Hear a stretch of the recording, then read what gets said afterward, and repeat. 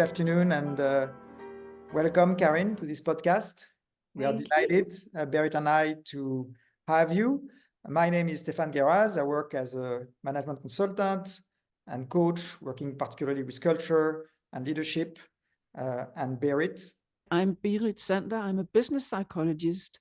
I'm working with different kinds of development processes, leadership groups, organizations, individuals doing coaching, facilitating groups. So all over the place when it comes to human beings in the workplace. And so we have the pleasure to welcome Karen Morisset, who is a professor at DTU, the Technical University of Denmark. And rather than us introducing you, Karen, do you want to put some words on your activities? Yeah, great. So thank you so much, both of you, for inviting me. And my name, as you said, is Karen Morisset. I am a full professor in applied economics at DTU. I'm an economist by training, but I have moved across a lot of the social scientists, as many social scientists do. And why I was in a medical school at one point was that my research has very much focused on human health throughout my career. That was where I started my PhD. I looked at levels of demand for healthcare service in Ireland. And actually, I followed the methods for my postdoc, and I ended up working in sort of the marine environment, marine economics. And over time, I have melded both of those together. So I am somebody that looks at the climate, the health impacts of climate change, and unfortunately, spoiler alert, it's not good. And yet people still continue not to listen. So it can be a little bit frustrating. When you speak about as an economist, that resonates with me. And especially I'm thinking of the issues you are pointing to that we've known for a long time now. And I'm thinking even, back to the 70s, limit to growth, where the models already predicted the trajectory we are on. And not much has changed since. I know. And I'm wondering, did you have thoughts about what's happening and why are we stuck to that trajectory? My background is actually economics, sociology, and politics. And for my deep pleasure, I did a lot of sociology and political science classes. So on any given day, depending on my mood, I can come out with an explanation that is based around the philosophy of political science, or the philosophy of sociology, or just the hardcore economics. But melding it all together, the thing that stays with me is that we've gotten ourselves into this situation because we have gotten ourselves into it by the very human need to feel secure.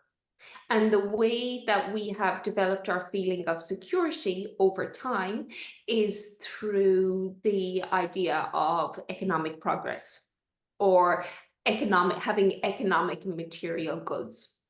And at the same time, we also built our political structures and on all of those branches that come out of it. So industry and academia and third sector NGOs, all of these are formed around our need to feel secure. So that's a very Hobbesian way of thinking about it. If you know his Leviathan, I remember having to read that as a 19-year-old, and instead of hating it, I actually loved it. Which is to the credit, I think, more of the lecturer. And one of our metrics of measuring how secure we felt it became quite disembodied. It became became this very much economic progress and what we can gain and how we can find ourselves in material goods rather than something else. I guess we had to fill the void of things like religion, etc., falling away, or feelings of community falling, building up and falling away. I'm not saying necessarily that they're the reasons, but for me, it's a perverse need for security. And I say it's perverse because it's actually left us insecure now. Like we're actually at a tipping point in and I want to be very clear about this. We're at a tipping point in terms of humanity because we haven't actually damaged the planet or the environment as such. They will grow back after. If 3 years without us, things would have grown back. What we're actually doing is damaging ourselves. So when people say I'm not interested in environmental causes, I say, what? You're not interested in humanitarian causes? You're not interested in humanity? So it's this perverseness and how to overcome this perverseness while feeling a deep empathy as to why we've gotten ourselves in this way, into this mess, that sort of drives me and that I think about a lot. What alternative are you thinking, or what shift in our thinking is needed to get out of that hole that we dug for ourselves?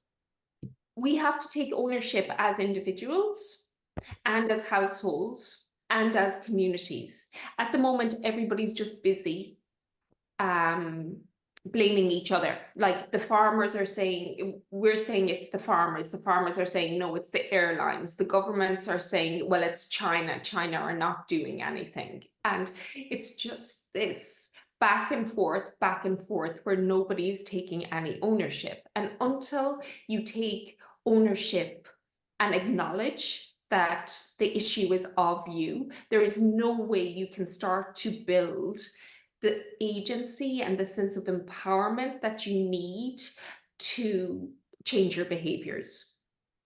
So at a very fundamental level, at a very human level, we need to understand why we got ourselves into this mess. And I think for me, it's this sense of security. Does that, and then seek to understand, does that, the way that we sought security, is that still serving us? And I think it served us all through for a long, long time, but it's no longer serving us.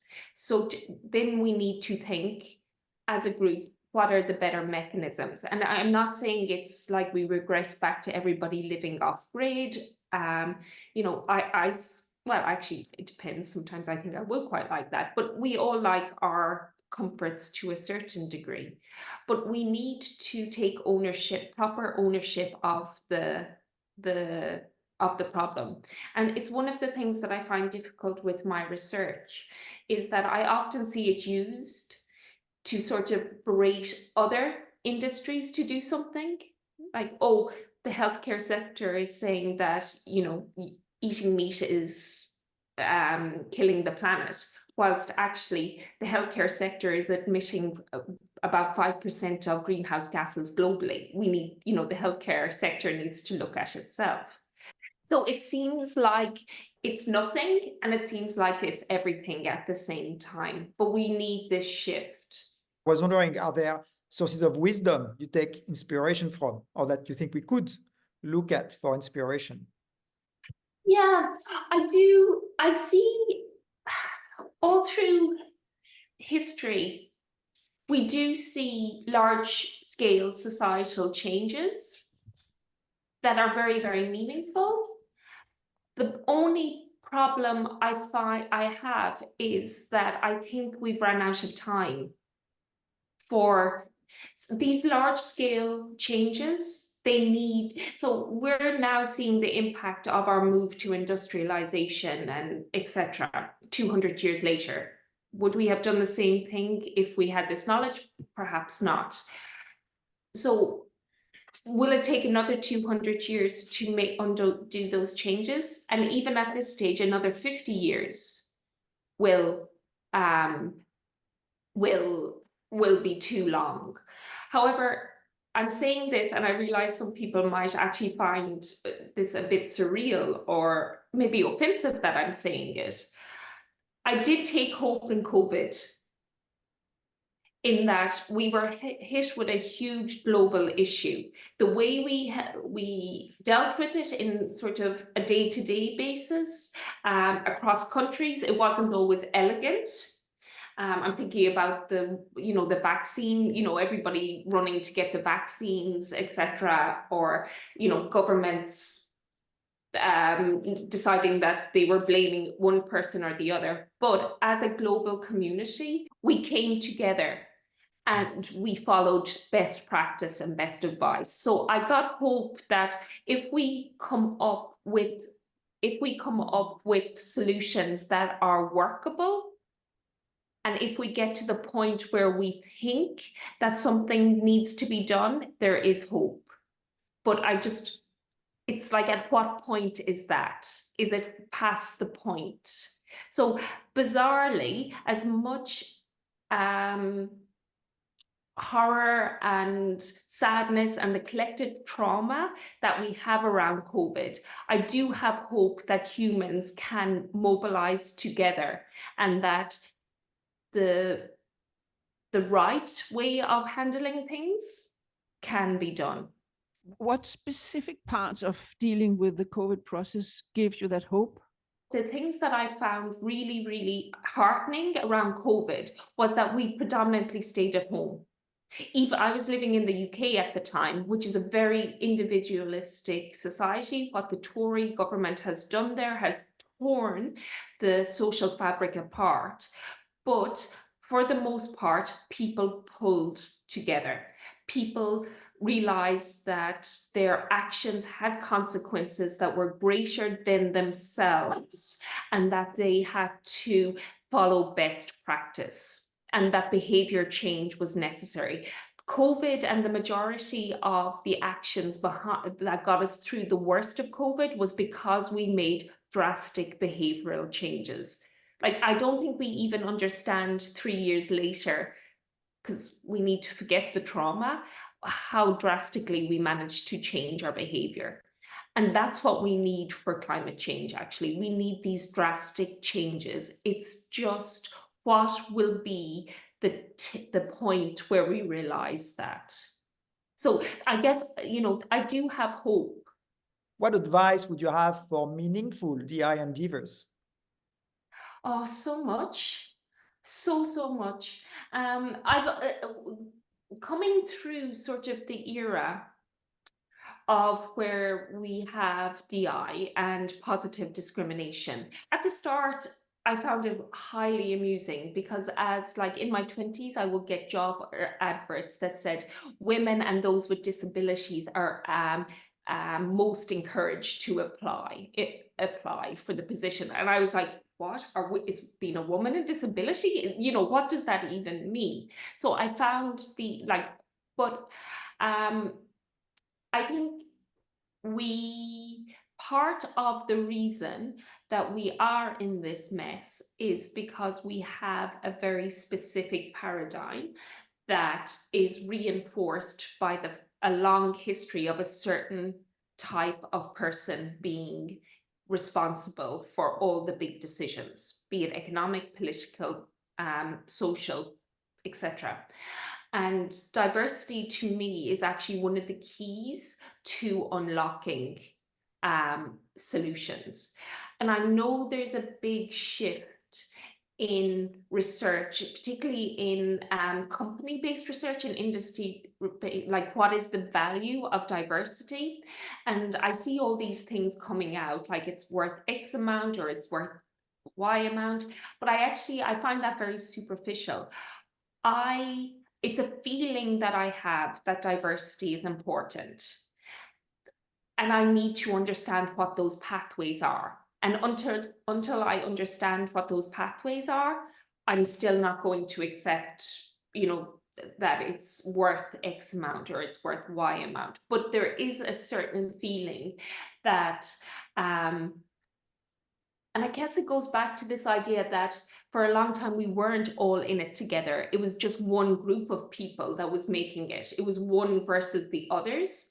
And that perhaps with actual proper foundational diversity, we can become more of a club, more of a community rather than a club, exclusive club. Mm-hmm. And nowadays we see, the advent of the large language models and AI that colonizes almost everything we do. And of course, those models are only as good as the data they are trained on.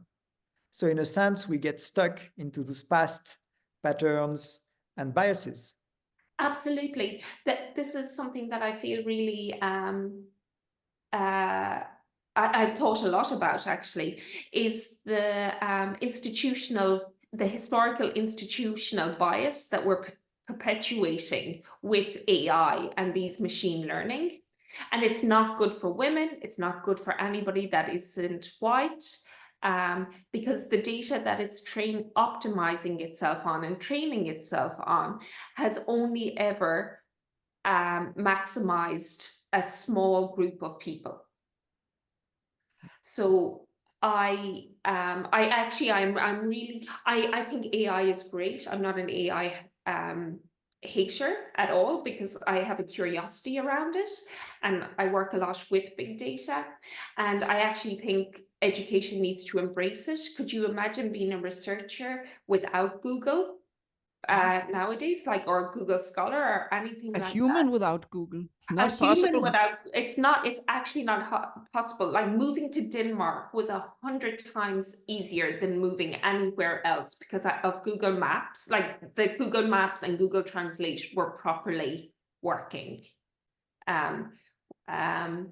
Like I was no longer carrying a little Chinese or a little French dictionary around with me and pointing at words, which was actually much more, it was nearly as important to have this dictionary with me when I lived in France as when I lived in China. So there for you.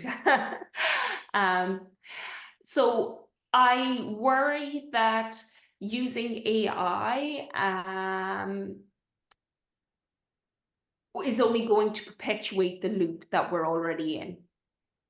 So, and this, I think, hand in hand with learning how to use AI, education, the way we educate people also needs to change. We no longer need to retain large amounts of information about past information. We have Google and AI to do that for us. What we now need to train our people to do is something that we don't do well, and nor does AI at the moment, is how to ask the right questions and how to problem solve problems that haven't already been solved. AI can tell you how to fix a puncture on a bicycle, or how to drill a hole in your wall, but it can't tell you, it's not going to tell us how we're going to stop more and more wildfires in Greece and Spain. So what I want to see our educational system moving towards is first of all, away from this idea that rote learning and learning things off, and that knowing something is about having it to your fingertips, that's education, to moving towards something where we're able to critically engage with information that in a way that allows us to solve problems. Mm-hmm. And there as well, I have hope. And there again, I guess I see the importance of working in education. So, yeah, we need to be, and we really need to be able to critically engage with whether the information we're using or have access to is actually good information. This is the most important thing. Is it actually genuine? Is it actually robust? Is it coming from the places that you think it's coming from? These are the skill sets that we need to teach the next generation to solve the problems that we've gotten ourselves into.